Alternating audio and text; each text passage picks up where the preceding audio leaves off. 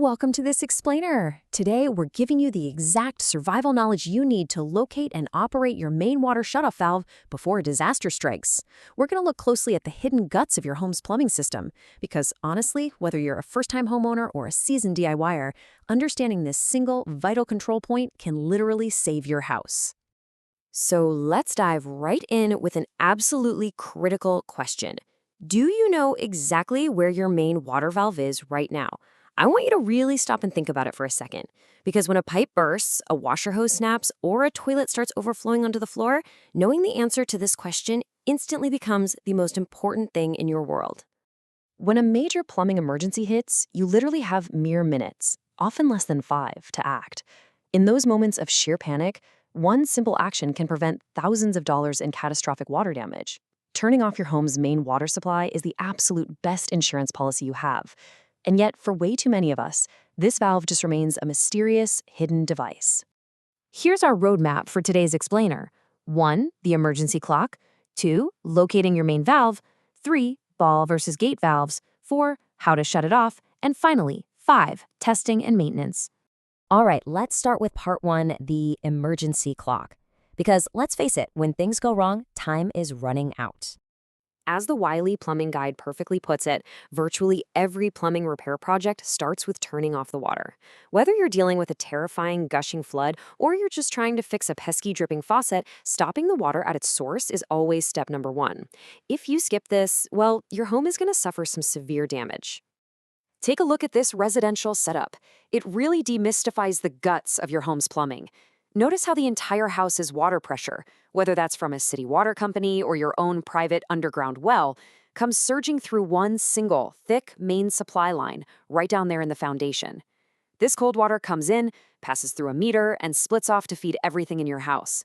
It's a highly pressurized closed-loop system, and that single entry point is our main focus. Moving right along to part 2, locating your main valve. We need to find this hidden hero before the panic sets in. So where is this thing? Well, depending on your home's foundation, its age, and your local climate, you'll want to check a few common hiding spots. Got a basement? Check near the front foundation wall. You're usually looking for a thick pipe coming straight out of the concrete floor or wall. In homes without basements, take a peek in your utility closet, maybe right next to your water heater or furnace, or even tucked away under the kitchen sink. And hey, if you live in a warm climate where freezing just isn't an issue, your main shutoff might actually be hiding outdoors, right up against the foundation. Now, a very quick but absolutely crucial safety warning here. While you're hunting around outside, you might spot a secondary shutoff valve near the street or sidewalk, usually under a little metal cover labeled water. This is the external curb stop. Please leave this one alone. Homeowners really shouldn't try to operate this valve and requires a special tool, and technically it belongs to your local water utility. Focus entirely on the valve that's actually inside your property line. All right, on to part 3, ball versus gate valves. You really need to know the difference here. When you finally track down your main shutoff, you're usually going to find one of 2 types of valves. The modern standard is the ball valve. It features a straight lever handle and is known for incredibly fast operation. On the flip side, you have the gate valve, an older design frequently found in older homes. It has a round, wheel-like handle, and operating it is a much slower, more deliberate process. It is vital to know the difference right now because shutting them off requires completely different physical techniques. And here is a classic example of that older setup. You can clearly see that distinctive red, flower-shaped wheel handle sitting right above the water meter on the copper pipe. If your setup looks like this, you've got a gate valve. It's ready to do its job, but you have to know exactly how to turn it.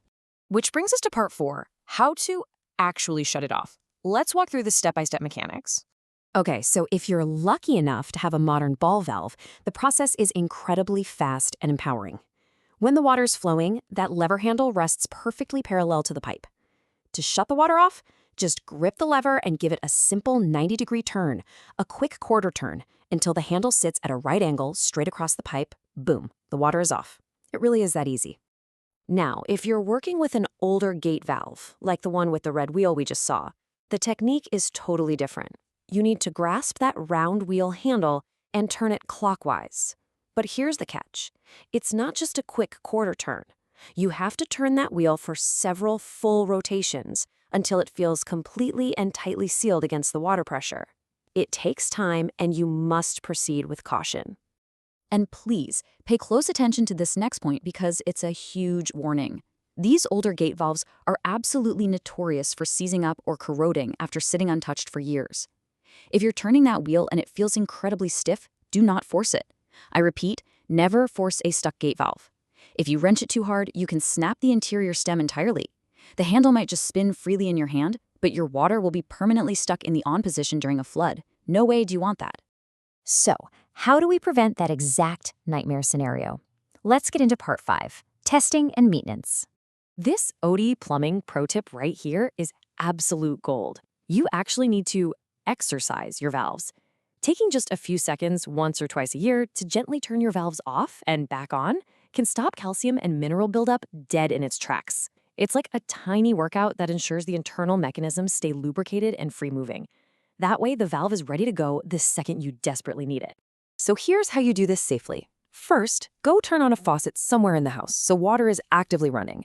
Then, head to your main valve. If it's a ball valve, give it a quick quarter turn off, verify that your running faucet stopped, and then turn the valve right back on. If you have a gate valve, be very gentle. Just give it a half turn clockwise to break up any minerals, then turn it right back. Don't force it shut if it resists. Honestly, if your gate valve is totally stiff, corroded, or you're terrified to even touch it, strongly consider having a licensed professional swap it out for a modern ball valve. It is the ultimate peace of mind. Which leads me to leave you with this final, incredibly important thought. Does every member of your household know where to run if a pipe bursts today? Seriously, don't wait for an emergency. Go find your valve right now, figure out if it's a ball or a gate, test it safely, and show your family exactly how it works. Ensure you're all fully equipped to save the day.